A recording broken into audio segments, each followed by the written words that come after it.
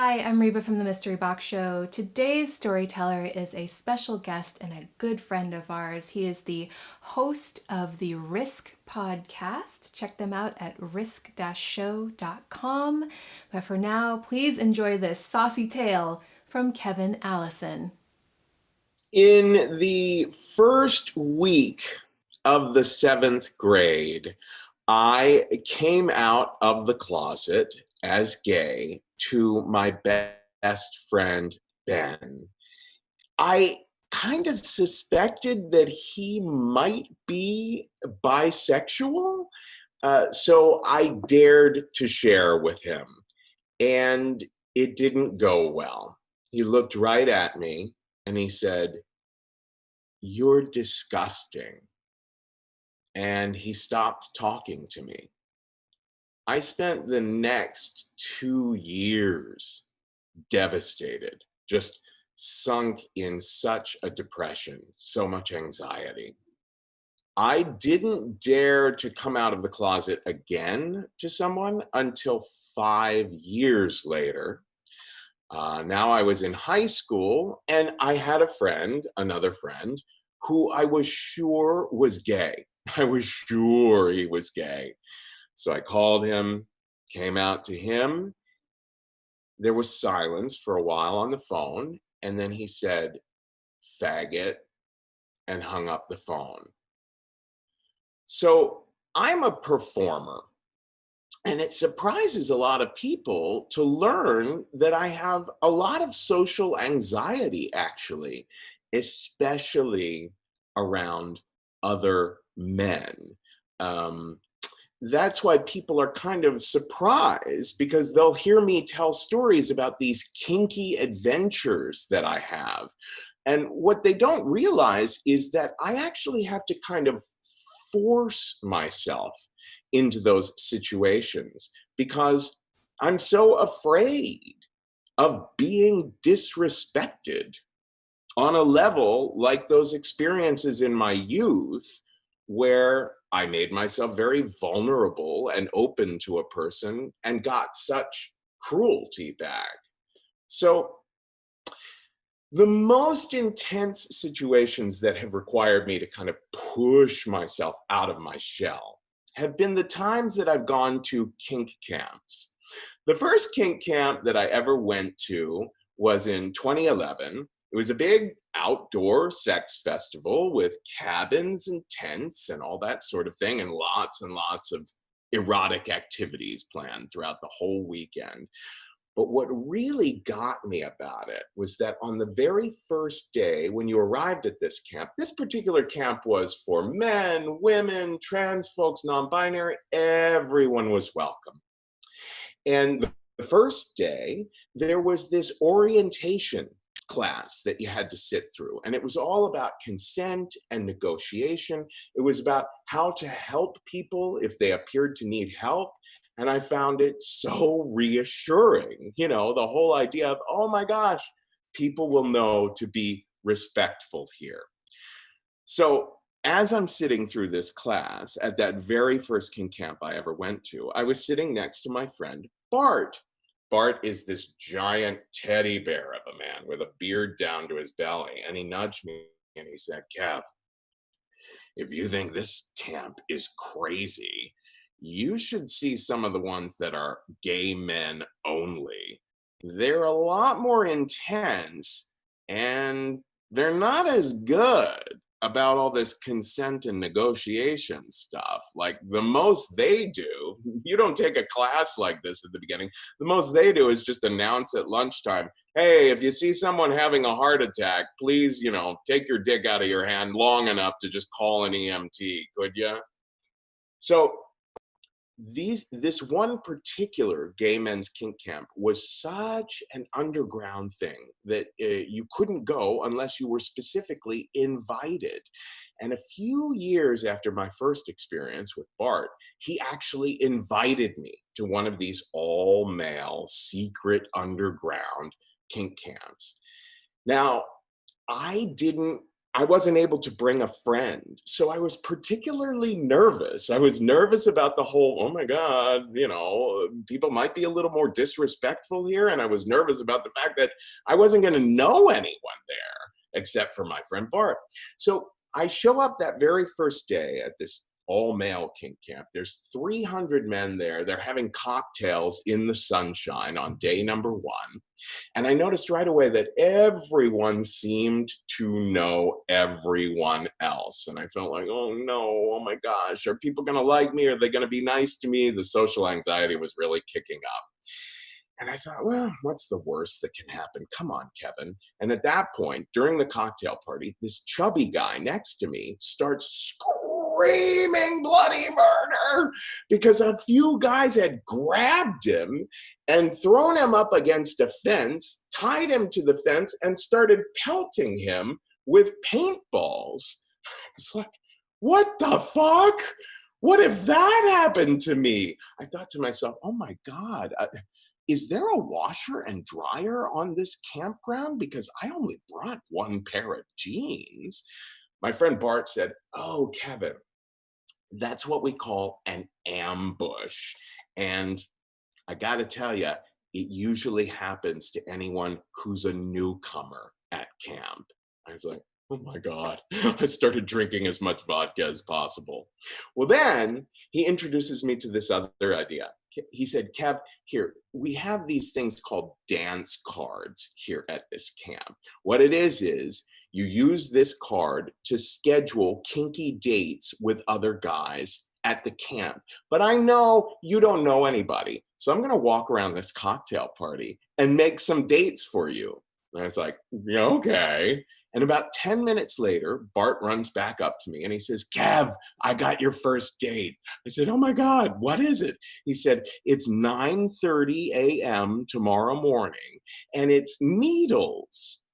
I said, needles? I wasn't even entirely sure what that meant exactly. I said, oh my God, does it hurt?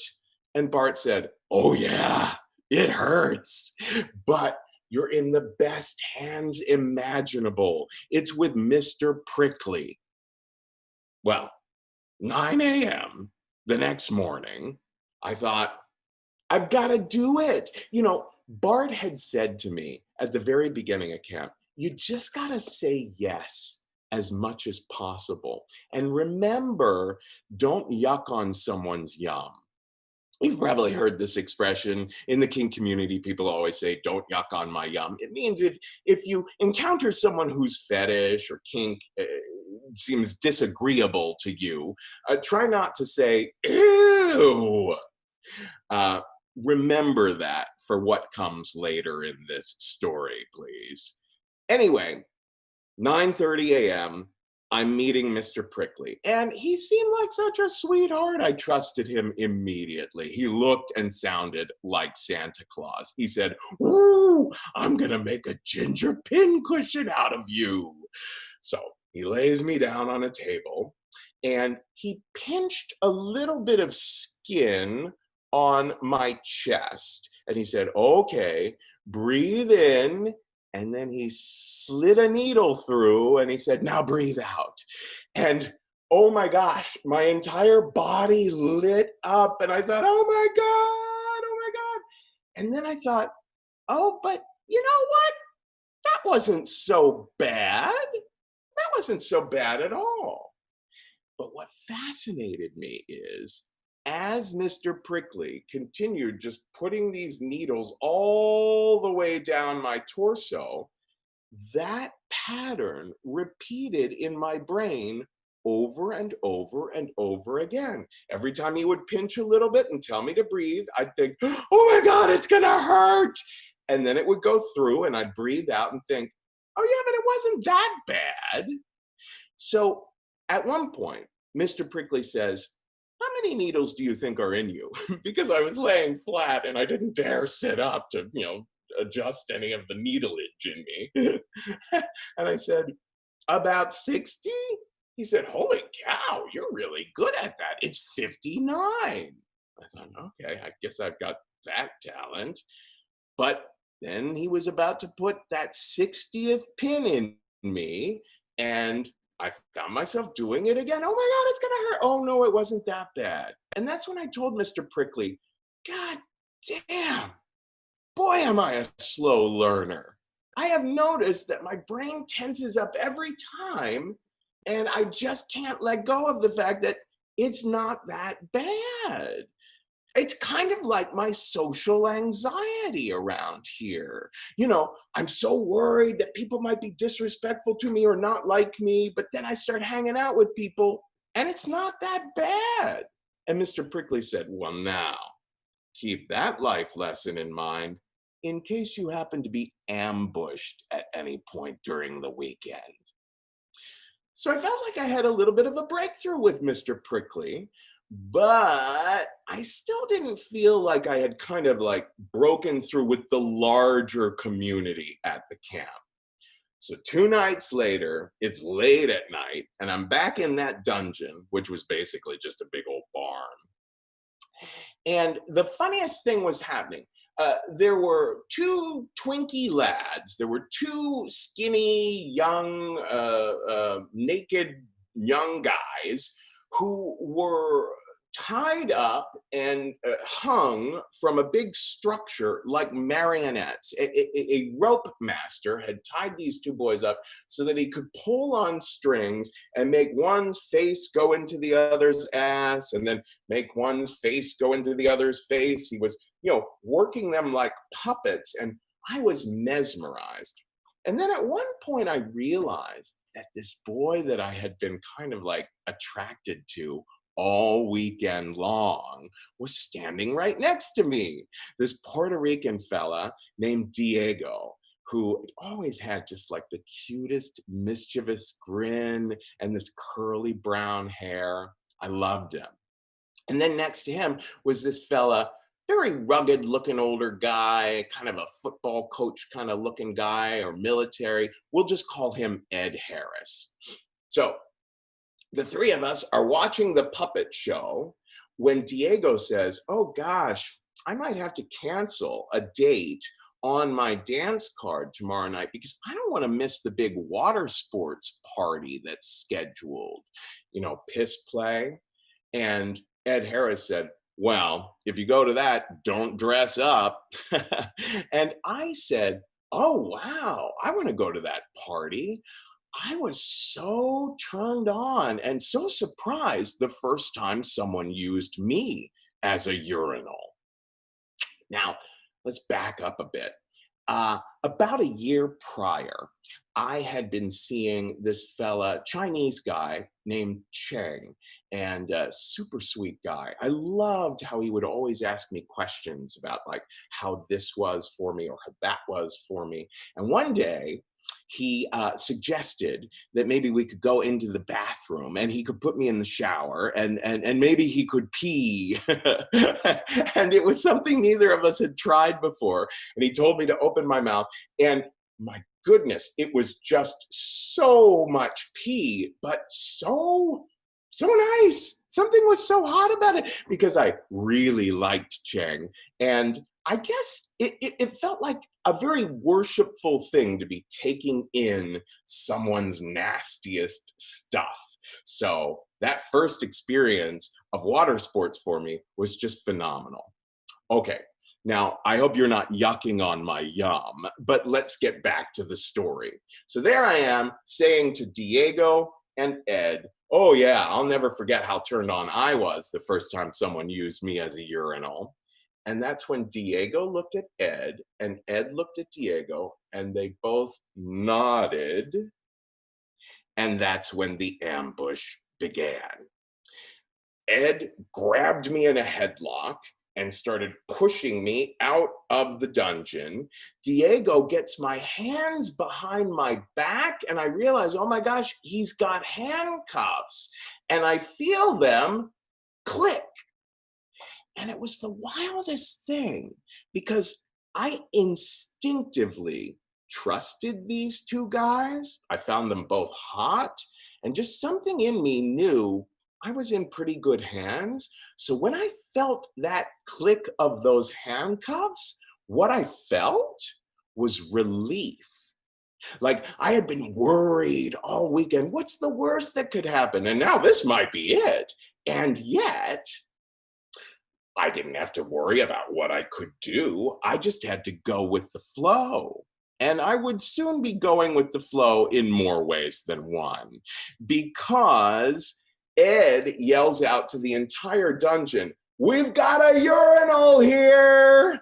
And they push me outside. It's dark outside. We're on a grassy knoll. And Ed realizes there's actually a line to use the bathroom right outside.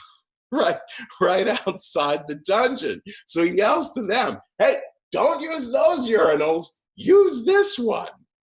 So as they're kind of getting me ready, Diego says to someone else, hey, get his phone out of his pocket. And I feel someone reach into my pocket and take my phone out and throw it somewhere in the grass. And I thought, there you go. I'm being taken care of. They were making sure that my phone wasn't gonna get wet. But then I thought, oh fuck, I still don't know if there's a fucking washer and dryer on this campground. What about the rest of me, right? So there I am, handcuffed. They put me on my knees on this grassy knoll, and all I know is that there's all of a sudden all these shadowy male figures hovering above me. Now, the first person to go was Diego, who, just like my friend Chang, I was so into. So he starts peeing and people start yelling, "Open your mouth." And I open my mouth with pleasure. Diego, I mean, such a great grin and such great energy. His skin was so soft and warm, and his piss was actually refreshing. But that's the thing. Not everyone's piss tastes the same. So Ed Harris was next, and it was a little harsher, right? But also, he was peeing like a racehorse. It was almost like I was being waterboarded. And then Ed Harris, he realized that. So he pulled back and he started peeing all over the crown of my head and all over my body like I was being baptized. So, oh my gosh, I was kind of moaning. I was arching my back to take it. And the next thing I know, there's like 7 streams coming at me at once. Everyone just let loose. It was just being drenched on all sides. I couldn't see because there was so much pee in my eyes. It was outrageous. Then a weird moment happened, because a man who must have been at least 75 years old, I mean, maybe 80 years old, this really frail, shriveled guy was kind of escorted to the front, and people were like, "Suck his cock too, drink his piss too." So I did. I was all about yes-anding, right? I was all about saying yes. Now, it wasn't my thing. So all of a sudden, I became aware of this little thing like, oh, my feeling of consensuality might shift a bit here, right? But anyway, it was okay. It was fine. It was fine.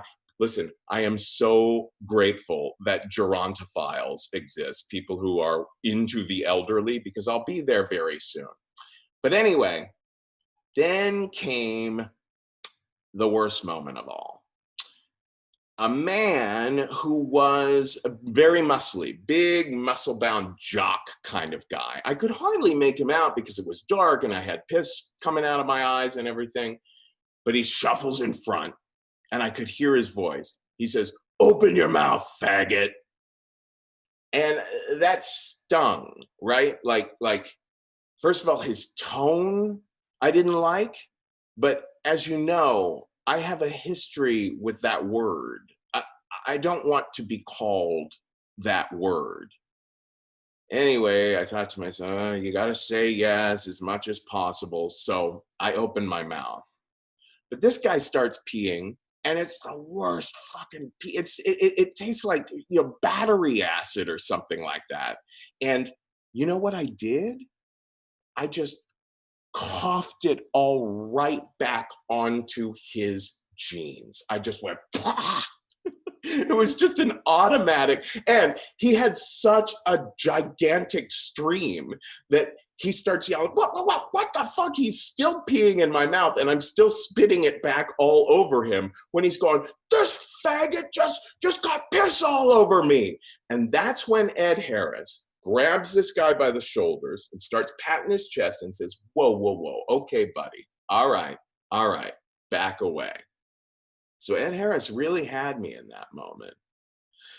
Well, things calmed down. The streams died down. I had one last little taste of Diego to get the bad taste of the muscle guy out of my mouth. And finally, everyone was done. And people started saying, whoa, man, what a piss pig. That guy really took it. And they were helping me up. I was a sopping, steaming mess. And Diego said, man, you were a real team player. Here, let me get your phone for you. And he got my phone, and it was still dry, and that felt so good. And Ed Harris pulled me aside and he said, hey, you did so great. I hope you're feeling more comfortable around here now, because we really broke you in. And you know what? You gave that asshole, that jock guy, exactly what he deserved. So I thought to myself, God damn it, you know what? I spent this whole weekend worried, what's the worst that could happen? Well, that muscle guy, that was the worst that could happen.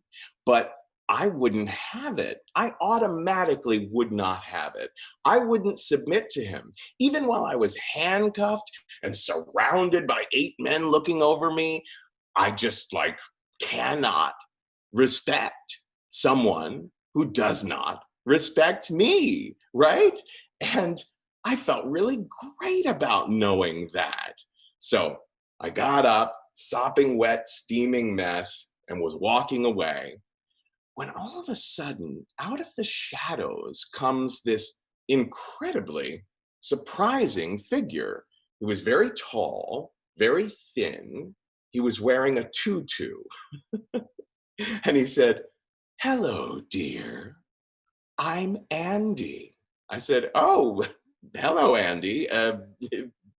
Don't get too close. I'm wet. I just got pissed on. And he said, oh, I know you did, dear. That's why I'm here. You haven't heard of me? I'm Andy. I'm the patron saint of Watersports at camp. And whenever someone gets in a sticky situation like you did just now, I come to offer a little gift afterwards. I said, oh my goodness, what gift is that? And he held out a shiny object and he said, the key to the secret laundry room. Thanks for watching. If you like what we do, please consider supporting us on Patreon. And of course, subscribe to this YouTube channel, hit that notification bell to be notified of all of our upcoming live streams and confession corners. See you next time.